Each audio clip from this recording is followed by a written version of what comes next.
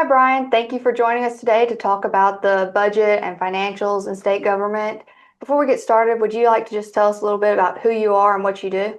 Yeah, I farm with my brother. We have poultry houses and cattle. We have done the poultry houses for 34 years now and have cattle. But I'm also a state senator for District 28, which includes all of Carroll, all of Madison, most of Boone County, most of Newton County, and the top part of Johnson and Franklin County.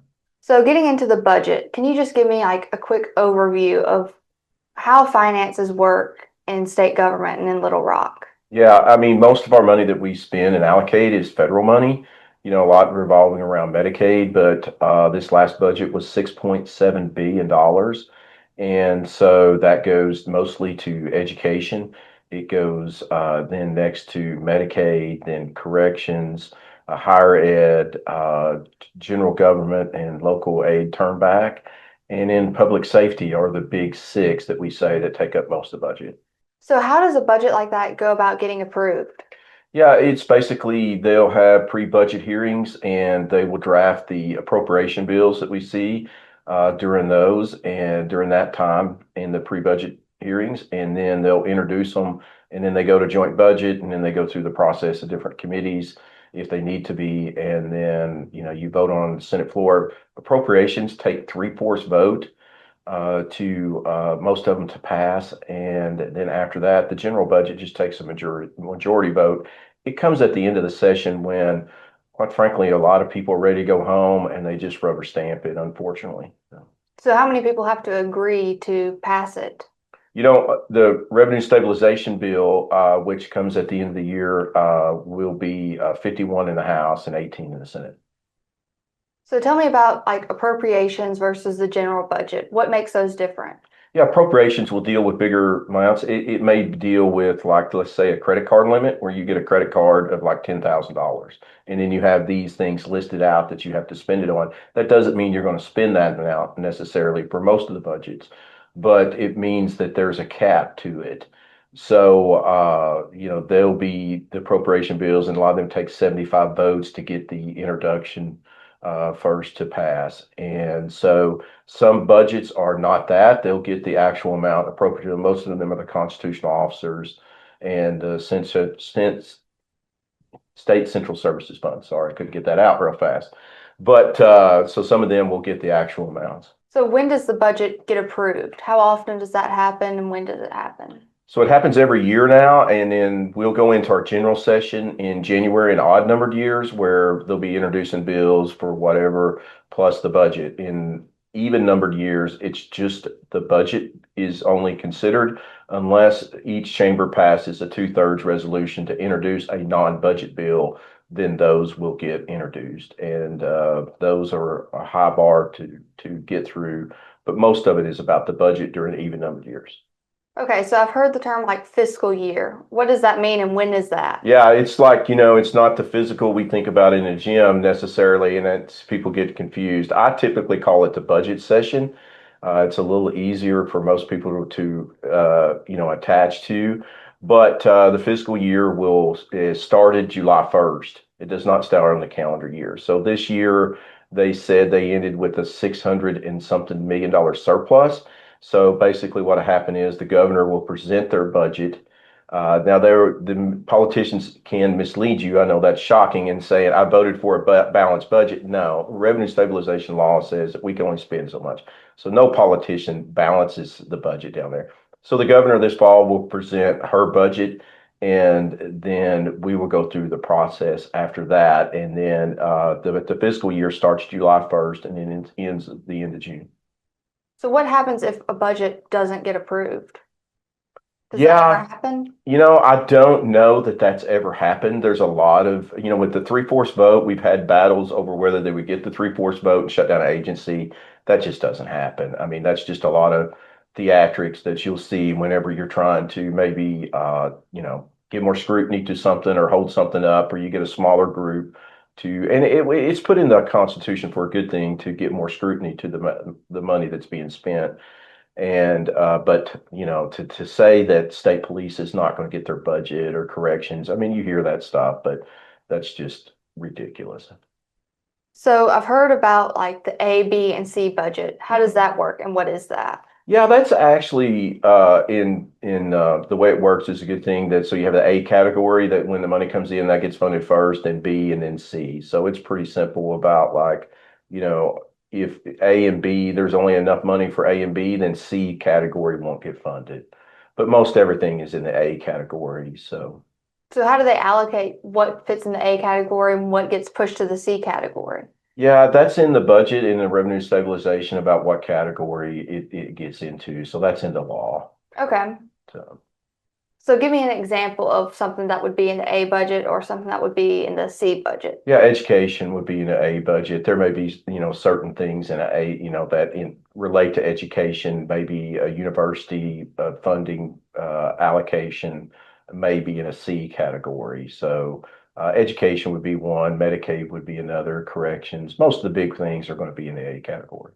So is there anything else about finances or budgets and stuff like that that you think we should touch on? Yeah, and David Ferguson with Conduit has written some great articles to outline that no, this thing that politicians, and I've seen Democrats and Republicans say, I voted for a balanced budget. No, that's misleading. You really didn't. Revenue stabilization is going to balance the budget. I think that people need to understand that the amount of federal money we spend is, the state money is really a fourth of what we actually go through the process, and the federal money that comes along with it is much more than what the state allocation that we actually do. So I think that's the other part. I think the other thing is to people need to remember that they have forecast. So they will most of them are the forecast are political forecasts, not actual forecasts you would do on your budget with your salary. So basically, what I'm saying is they're going to figure out what they got to spend, and then they're going to make the forecast fit that. Where it's the opposite out here in the real world in our farm, where it's like, okay, we're only going to have 50,000 next year to spend. Actually, at best, we're going to spend 42,000. So what they would do down there is, uh-oh, we've got bills, we've got to do this, these programs, everything we want to spend is 82,000. So we'll make our forecast be 82,000. And then they'll have above forecast. And so there's really a lot of things that get down to the end of the year that I've seen in my political career that they basically cook the books, as we say, and, try to hold off payments till after the first of the year. You get in election years, shockingly, that you'll see that is more of a case in election years where you'll see them can finagle things to make it where their numbers look better than what they actually are. I think I've covered pretty much all that I have, Mhm. but you've mentioned a lot of good points about, I heard you talk a lot about Medicare and Medicaid and stuff like that. How does that all fit in?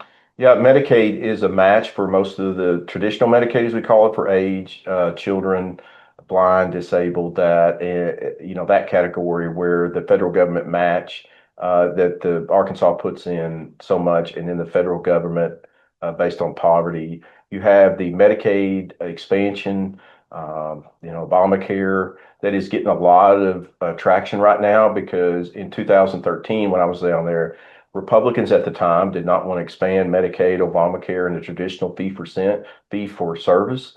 And so they came up with an insurance option that they use that money on the insurance pools. We have found that a lot of things that we were criticizing at the time have come true, unfortunately. They were said at the time that we were going to have like of this expansion population was we were going to have like 5 or 6 insurance carriers compete for business. We have one today. So they missed it completely. They've missed it on the enrollees. At times, it's been extremely over budget. This Medicaid program with the insurance option, which Blue Cross Blue Shield, which in my opinion is a controlling monopoly. And I mean, we have the fourth highest state, I think, that we pay insurance cost in. So that has always been a contingent to me to have a monopoly like Blue Cross that is getting our tax dollars. The program that is currently going right now with this insurance option is really ripe for fraud and abuse. I mean, we found at one time that there were 50,000 people on Arkansas Medicaid that were either dead in prison or didn't even live in the state. There's no asset test with the Medicaid expansion enrollees. so people can finagle their income and get down and qualify. So it's a much more expensive program than the Medicaid service. So right now, the Trump administration has said this program cannot continue. So the governor has got with whoever and has said asked for a 2-year extension on it. And so that's going to be a big issue coming up is deciding what do you do with this expansion population. And, my view is to look at it and say, we need to go back to fee for service where there's less fraud and abuse. You will see hospitals complain that their reimbursement rates out of Medicaid could be worse. So it's going to be interesting to see where a significant amount of our budget in federal dollars and how that's going to change in the next few months in the next session because as of January 1st, they're gonna move them from this insurance plan that only Blue Cross Blue Shield is the biggest profiteer out of that to the fee for service. So Okay, so say if I'm a taxpayer and I want to know where all of my tax dollars are going, mhm. how would I find that out? Well, the dollar bills that I emailed you are the greatest example that you see where the percentage. You can see where a politician may say, like I said, when Republicans came in 2013, I was criticized because I said we need to spend more on public safety and corrections because we had, a prison problem. Well, they didn't do that. Corrections was 8% of the budget when I went in. It's been 8%, and now they've moved it up to 10%. But as those percentages change, you wind up contracting other places. So with the Learns Act, education as a percentage has went back up and Medicaid is going down. So right now, you look at our economy and what is going on, you'll see this administration and others say the economy in Arkansas is booming. We've got revenue collections. The reality is, it's like Ronald Reagan said, the only thing that lives well during high inflationary times is government. And that's what's happening down there. I can tell you on the farm that a part that used to cost $308 is now maybe $600. So you look at a lot of these things that we buy today, food, everything else, that we're paying more sales tax in. So government right now basically is the only thing living well right now. And I think that their characterization that the economy is going great, they need to get out in the real world and pay bills. And you realize right now with food costs, you look at water bill rates have went up dramatically, and that's one thing I'd like to talk about trying to help.